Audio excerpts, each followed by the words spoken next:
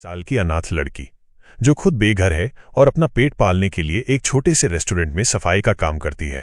लेकिन हर रोज अपने हिस्से की थकान और भूख भुलाकर वो एक अनजान भिखारी को खाना खिलाती थी। उसे क्या मालूम था कि जिस इंसान को वो भिखारी समझ रही थी असल में वो एक करोड़पति था, जिसकी असली पहचान सामने आते ही सबके पैरों तले जमीन खिसक गई। और फिर जो हुआ वो किसी चमत्कार से कम नहीं था। दोस्तों, ये सिर्फ एक कहानी नहीं बल्कि एक सबक है कि छोटी सी दया किसी की पूरी जिंदगी बदल सकती है। इस दिल को छू लेने वाली सच्चाई को जानने के लिए वीडियो को अंत तक जरूर देखिए। दिल्ली का पुराना बाजार हमेशा से ही जिंदगी की भागदौड़ से भरा रहता था। वहां हर तरफ शोर का सैलाब उमड़ता, लोग एक दूसरे से टकराते चलते और हवा में तरह तरह की आवाजें घुली रहती।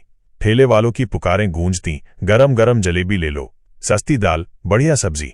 रिक्शों के हॉर्न ऊंची ऊंची आवाज में बजते, दुकानों से पुराने फिल्मी गाने बहते आते। इस भीड़ भाड़ के बीच खड़ा था एक पुराना रेस्टोरेंट जिसका नाम था चौधरी भोजनालय। दरवाजे पर लगी नेम प्लेट टूटी फूटी थी, अक्षर फीके पड़ चुके थे, लेकिन अंदर कदम रखते ही तेल और मसालों की तेज महक नाक में चढ़ जाती। बर्तनों की खनक, ग्राहकों की बातें और मालिक की डांट, ये सब रोज का मंजर था जो कभी नहीं बदलता। इस रेस्टोरेंट में काम करती थी मीरा, एक 23 साल की लड़की जिसकी जिंदगी दुखों से भरी थी। वो साधारण सलवार सूट में रहती, माथे पर पसीने की बूंदें चमकती, हाथों में भारी ट्रे थामे वो हर मेज पर दौड़ भाग करती। उसकी पीठ सीधी रहती लेकिन आंखों में थकान और उदासी छिपी रहती। मीरा चुपचाप काम करती जाती, ग्राहकों को खाना परोसती। एक दिन एक ग्राहक ने गुस्से से कहा, अरे लड़की, जरा जल्दी नहीं कर सकती? आधा घंटा हो गया ऑर्डर दिए। मीरा ने धीमी कांपती आवाज में जवाब दिया, जी अभी लाती हूं। उसकी आंखें नम हो गईं, दिल में एक टीस उठी, लेकिन वो मुस्कुराती रही जैसे कुछ हुआ ही ना हो। रेस्टोरेंट के मालिक चौधरी साहब का स्वभाव हमेशा चिड़चिड़ा रहता। वे काउंटर पर बैठे पैसे गिनते और स्टाफ पर चिल्लाते रहते। उस दिन मीरा को एक पल रुकते देखकर उन्होंने जोर से डांटा, मीरा, काम करने आई है या सपने देखने? ग्राहकों को इंतजार कराती है तो नौकरी से निकाल दूंगा, समझी? पूरे हॉल में सन्नाटा छा गया, सबकी नजरें मीरा पर टिक गईं। मीरा ने सिर झुकाकर बस इतना कहा, जी साहब, और तेज कदमों से चल पड़ी। उसका दिल रो रहा था लेकिन वो चुप रही। ग्राहक, मालिक, यहां तक कि दुनिया के लोग उसे नीचा दिखाते, ताने मारते, लेकिन मीरा की चुप्पी कभी नहीं टूटती, क्योंकि वो जानती थी कि ये काम उसकी मजबूरी है, इससे ही उसकी जिंदगी चलती है। 2 साल पहले एक भयानक सड़क हादसे ने मीरा की दुनिया उजाड़ दी थी। उसके माँ बाप दोनों उस हादसे में चले गए और सारी जिम्मेदारी उसके नाजुक कंधों पर आ गई। अब मीरा और उसका 12 साल का छोटा भाई अमन अपने मामा के घर रहते थे। मामा दिल के साफ थे, वे मीरा को प्यार से समझाते, मीरा बेटी, जो हो गया उसे बदल नहीं सकते, लेकिन तुम हिम्मत मत हारना। उनकी बातों से मीरा को थोड़ा सुकून मिलता, लेकिन असली दर्द मामी से था। मामी हर रोज ताने कसती, अनाथों का बोझ हम कब तक ढोएंगे? रेस्टोरेंट से जो कमाई लाती हो वो सब मुझे देना, वरना घर से निकल जाओ। मीरा चुप रह जाती, आंखों में आंसू भर आते, लेकिन मुंह से एक शब्द नहीं निकालती। वो जानती थी कि चाहे कितनी भी मुश्किल हो, यही घर उनके सिर पर छत है। दोपहर का समय था और दिल्ली की सड़कों पर चौधरी भोजनालय की हलचल अपने चरम पर थी। भीड़ भाड़ के बीच बर्तनों की खनक, ग्राहकों की बातें और रसोई से उठती मसालों की खुशबू हवा में घुली हुई थी। मीरा, जो सुबह से ही रेस्टोरेंट में दौड़ भाग कर रही थी, थकान के बावजूद चुपचाप काम में लगी थी। उसकी आंखों में रात की नींद की कमी थी, लेकिन वो ग्राहकों को खाना परोसते हुए मुस्कुराती रही। चौधरी साहब, मालिक काउंटर पर पैसे गिनते हुए स्टाफ पर चिल्ला रहे थे, जल्दी करो, ग्राहक इंतजार कर रहे हैं। मीरा ने सिर झुकाकर काम तेज कर दिया, लेकिन उसका मन उस सपने में खोया था जो उसने अपने भाई अमन के लिए देखा था। तभी दरवाजे पर एक युवक की परछाई पड़ी। वो अंदर आया, उम्र करीब 25-26 साल, चेहरा धूप से झुलसा, कपड़े फटे पुराने और पैरों में चप्पलें आधी टूटी हुई। उसने धीरे से कहा, चाचा जी, थोड़ा बचा खुचा खाना मिलेगा? 2 दिन से कुछ नहीं खाया। उसकी आवाज में भूख और थकान साफ थी। रेस्टोरेंट में अचानक सन्नाटा छा गया। ग्राहक उसे घूरने लगे और चौधरी साहब ने गुस्से से सिर उठाया, अबे, यहां भीख मांगने आया है? निकल जा बाहर। उनकी आवाज गूंज उठी। पास के ग्राहक हंस पड़े। एक ने ताना मारा, जवान लगता है, काम क्यों नहीं करता? दूसरा बोला, ये तो नाटक है, मुफ्त का खाना चाहता है। तीसरे ने कहा, चौधरी जी, इसे मत खिलाओ वरना रोज आकर बैठ जाएगा। हंसी की लहर दौड़ गई, लेकिन उस युवक की आंखों में अपमान की चमक थी।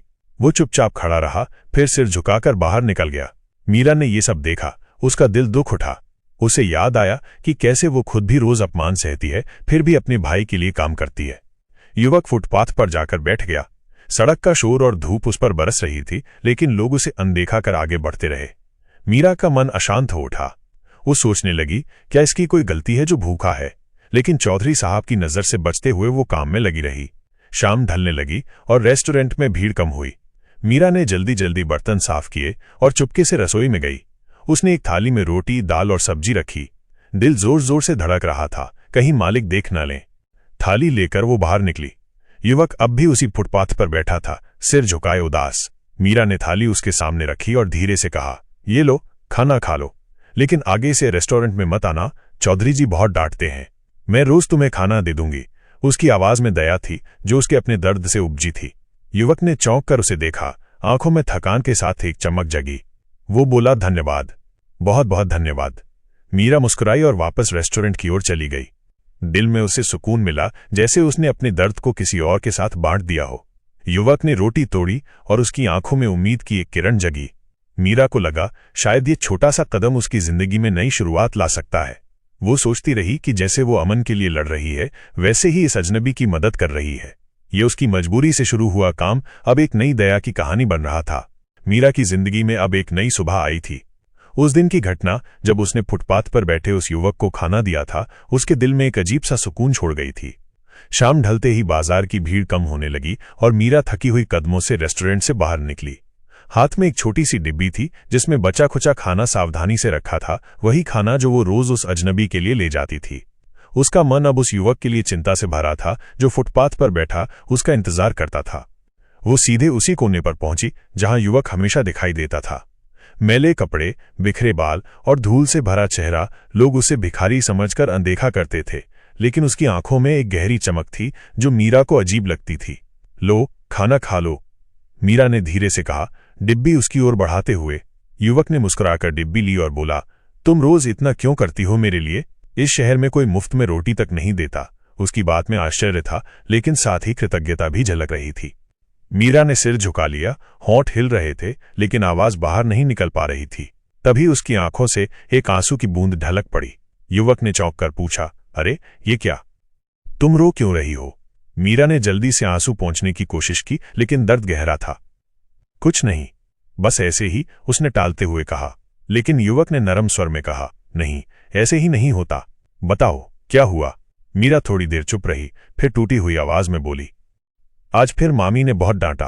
कह रही थी, इतना दिन भर काम करती हो, फिर भी पैसे क्यों कम लाती हो? मैंने जितना कमाया सब दे दिया, लेकिन उन्हें हमेशा और चाहिए। आज तो धमकी दे दी कि अगले महीने ज्यादा पैसे नहीं दिए तो मुझे और अमन को घर से निकाल देंगी। ये कहते कहते उसका गला भर आया। उसने चेहरा दूसरी ओर मोड़ लिया ताकि युवक उसकी कमजोरी न देख पाए। युवक कुछ पल चुपचाप उसे देखता रहा। उसकी आंखों में मीरा की तकलीफ का बोझ साफ झलक रहा था। फिर उसने धीमे स्वर में कहा, तुम्हें पता है, ये शहर बड़ा बेरहम है, लेकिन तुम जैसी लड़की जो खुद तकलीफ सहकर भी अपने भाई के लिए सोचती है, बहुत कम मिलती है। तुम्हें अपने आंसू छुपाने की जरूरत नहीं है। मीरा ने पहली बार उसकी आंखों में सीधा देखा। वहां न मजाक था, न दया, बस एक सच्ची समझ और अपनापन था। पर मैं करूं भी तो क्या? मीरा बुदबुदाई, मुझे लगता है मैं चाहे जितना भी काम कर लूं, सब बेकार है। कोई मेरी कदर नहीं करता। युवक हल्का सा मुस्कुराया और बोला, शायद इस शहर में बहुत लोग तुम्हारी कदर न करें, लेकिन मैं करता हूं। तुम्हें रोज देखकर लगता है कि अब भी दुनिया में अच्छे इंसान बचे हैं। मीरा की आंखों में पहली बार राहत की चमक आई। उसे एहसास हुआ कि ये लड़का, जिसे सब भिखारी समझकर ठुकराते हैं, वही उसकी बात सबसे ज्यादा समझ रहा है। उसने धीमे स्वर में कहा, तुम सच कहते हो। कम से कम तुमसे बात करके हल्का महसूस होता है। युवक हंस पड़ा, तो फिर पक्का, आज से हम दोस्त। और दोस्ती का पहला नियम यह है कि जो भी तकलीफ हो, अकेले मत सहना, मुझे बताना। मीरा के चेहरे पर बरसों बाद हल्की मुस्कान आई। उसने सिर हिलाकर हामी भर दी। उस रात जब मीरा घर लौटी तो उसके दिल में एक अजीब सी तसल्ली थी। पहली बार उसे लगा कि इस भीड़ भरी बेदर्द दिल्ली में कोई है जो उसे बिना किसी स्वार्थ के समझता है। वहीं फुटपाथ पर बैठा युवक भी खाना खत्म करने के बाद आसमान की ओर देख रहा था। उसके होठों पर हल्की मुस्कान थी, मानो उसने भी इस अकेली दुनिया में एक साथी पा लिया हो। मीरा के दिल में अब एक नई उम्मीद जाग रही थी। उस रात जब उसने फुटपाथ पर युवक के साथ दोस्ती की बात कही थी, उसके मन में एक अजीब सा सुकून था। अगली सुबह से ही उसकी जिंदगी में एक नया रंग जुड़ गया था। दिल्ली की गलियों में दिन बीतते देर नहीं लगती थी। सुबह से रात तक रेस्टोरेंट में काम करते करते मीरा का शरीर थककर चूर हो जाता, लेकिन जैसे ही शाम होती और वो खाने की डिब्बी लेकर उस फुटपाथ की ओर निकलती, उसके चेहरे पर एक अलग चमक आ जाती। अब ये रोज का सिलसिला बन गया था। मीरा खाना लेकर आती और युवक उसका इंतजार करता। खाना खाते खाते दोनों की बातें लंबी होती जाती। कभी मीरा अपने बचपन की मासूम यादें सुनाती, पापा मुझे बाजार ले जाकर गोलगप्पे खिलाया करते थे। कभी अमन की पढ़ाई की चिंता जाहिर करती, उसकी फीस भरना मुश्किल हो रहा है। और कभी बस आसमान में चमकते तारों को देखकर अपने मन की बेचैनियां बांट देती। युवक हर बात को गहरी तल्लीनता से सुनता। उसके जवाबों में मीरा को एक अजीब सी तसल्ली मिलती, जैसे कोई उसकी हर तकलीफ को समझ रहा हो। एक शाम मीरा ने कहा, तुमसे बात करके मुझे लगता है कि मैं अकेली नहीं हूं, वरना इस शहर में हर कोई बस काम निकालने के लिए पास आता है। युवक मुस्कुराया और बोला, तो मान लो कि अब तुम्हारा एक दोस्त है जो तुम्हारी बातें हमेशा सुनेगा। मीरा की आंखें भर आईं। उसे सच में महसूस हुआ कि ये युवक उसके टूटे मन को जोड़ने की ताकत रखता है। लेकिन दुनिया इतनी आसान कहाँ होती है। रेस्टोरेंट के आसपास के लोग धीरे धीरे मीरा और उस युवक की दोस्ती को नोटिस करने लगे। कई बार जब मीरा खाने का डिब्बी लेकर सड़क की ओर जाती तो रेस्टोरेंट के दूसरे वेटर आपस में फुसफुसाने लगते, देखो फिर जा रही है उस भिखारी के पास। हाँ, पता नहीं उसमें ऐसा क्या देख लिया। अरे लड़की पागल हो गई है क्या, भिखारी से दोस्ती करेगी। कभी कभी ग्राहक भी ताने कस देते, लड़की तुम्हें और कोई नहीं मिला बात करने को, यही फुटपाथ का आदमी मिला। मीरा ने शुरुआत में ये सब सुना और उसका दिल भारी हो गया, लेकिन धीरे धीरे उसने तय कर लिया कि वो इन बातों को अपने कानों तक सीमित नहीं होने देगी। वो जानती थी कि ये युवक बाकी सब की तरह नहीं है। उसकी आंखों में झलकती सच्चाई ने उसे भरोसा दिला दिया था कि ये दोस्ती सही है। एक रात जब दोनों सड़क किनारे बैठे बातें कर रहे थे, मीरा हंसते हंसते अचानक गंभीर हो गई। तुम्हें पता है, लोग मेरी हंसी उड़ाते हैं, कहते हैं कि मैं पागल हूं जो एक भिखारी से दोस्ती कर रही हूं, लेकिन मुझे इन सब की परवाह नहीं। तुम्हें जानकर मुझे लगता है कि शायद ये दुनिया उतनी बुरी भी नहीं है जितनी दिखती है। युवक ने उसकी ओर गहराई से देखा और शांत स्वर में बोला, मीरा, ये दुनिया कभी तुम्हारे लिए तालियां नहीं बजाएगी। ये वही करेगी जो तुमसे तुम्हारा भरोसा छीन ले। लेकिन अगर तुम सच में किसी पर विश्वास करती हो तो दूसरों की सोच की कोई कीमत नहीं रहती। मीरा ने हल्की सी मुस्कान दी। उस पल उसे लगा जैसे किसी ने उसके मन से बोझ का पहाड़ उतार दिया हो।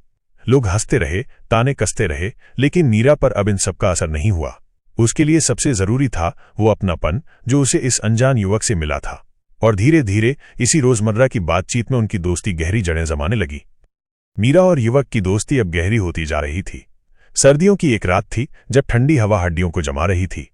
सड़क के उस कोने पर जहां युवक हर रोज बैठता था, उसकी हालत उस दिन कुछ ज्यादा ही नाजुक लग रही थी।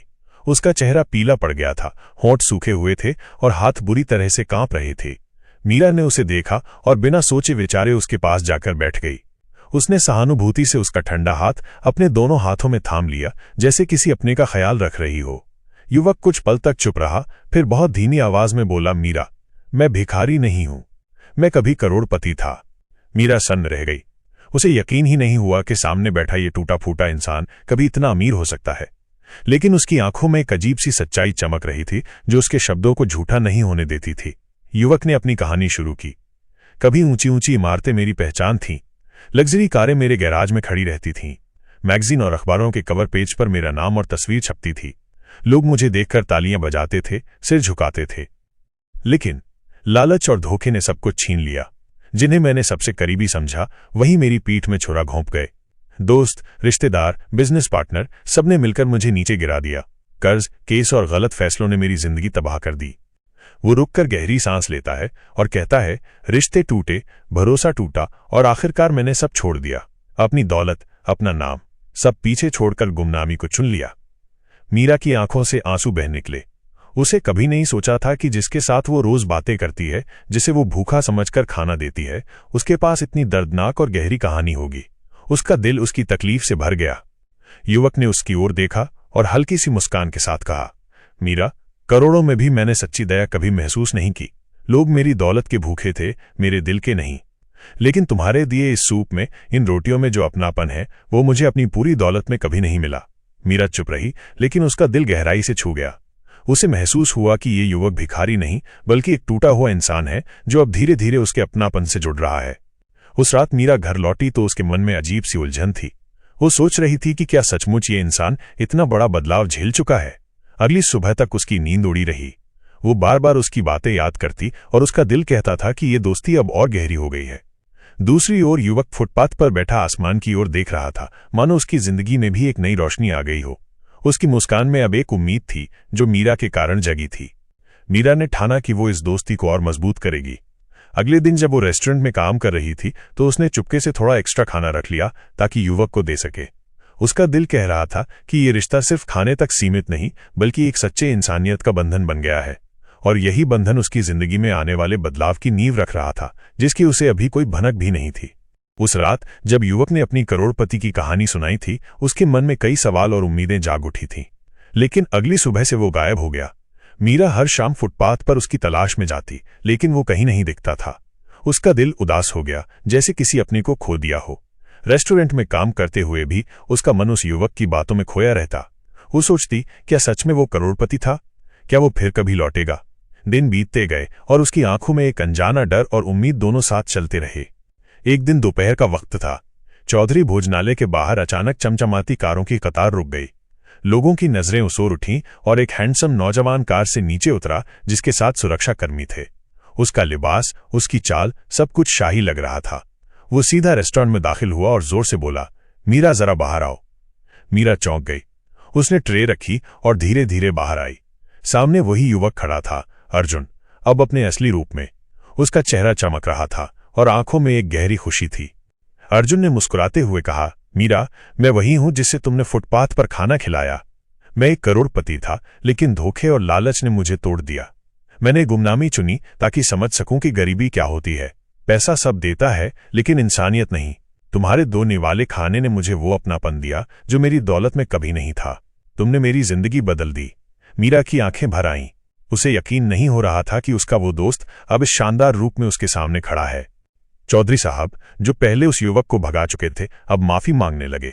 भाई साहब, हमें माफ कर दो, हमने आपकी पहचान नहीं जानी, वे बोले। अर्जुन ने हाथ उठाकर कहा, कोई बात नहीं, अब सब ठीक है। फिर उसने मीरा की ओर देखा और कहा, मैं तुमसे शादी करना चाहता हूं। तुम्हारी दया ने मुझे नया जीवन दिया है। मीरा का चेहरा लाल हो गया, लेकिन उसका दिल खुशी से भर गया। कुछ दिन बाद अर्जुन मीरा के घर गया। मामा ने खुशी खुशी हामी भरी, बेटी, तेरी तकदीर जाग गई। लेकिन मामी की आंखों में लालच था। वे बोली, अरे वाह, अब तो हमारा भी भला होगा। शादी की तैयारियां शुरू हो गईं। धूमधाम से शादी हुई। बड़े बड़े मंडप, फूलों की सजावट और मेहमानों का तांता। मीरा अब एक अमीर परिवार की बहू बन गई। अमन को अच्छे स्कूल में दाखिला मिला और उसकी पढ़ाई का इंतजाम हो गया। मीरा कभी कभी फुटपाथ की उस शाम को याद करती और सोचती, क्या मुझे पता होता कि मेरा एक छोटा सा कदम मेरी जिंदगी बदल देगा। अर्जुन ने उसे अपने परिवार से मिलवाया और अब वो एक सुखी जिंदगी जी रही थी। उस दिन के बाद से मीरा ने सीखा कि दया कभी व्यर्थ नहीं जाती। उसकी जिंदगी का वो फुटपाथ का भिखारी अब उसका जीवन साथी बन गया था, और ये कहानी एक नई शुरुआत की गवाह थी। दोस्तों, ये कहानी हमें ये सिखाती है कि इंसान की असली पहचान उसके कपड़ों या हालात से नहीं बल्कि उसके दिल और कर्मों से होती है। छोटी सी दया और करुणा किसी की पूरी जिंदगी बदल सकती है। दोस्तों, आपको ये कहानी कैसी लगी? अपनी राय हमें कमेंट में जरूर बताइए। अगर कहानी अच्छी लगी हो तो वीडियो को लाइक कीजिए, अपने दोस्तों के साथ शेयर कीजिए, और ऐसी ही और दिलचस्प कहानियां सुनने के लिए हमारे चैनल पहली दफा स्टोरीज को सब्सक्राइब करना ना भूलें। और हाँ, आप ये वीडियो कहाँ से देख रहे हैं? अपने प्यारे शहर या गांव का नाम कमेंट में लिखकर हमें जरूर बताइए। मिलते हैं अगली कहानी के साथ, तब तक के लिए जय हिंद।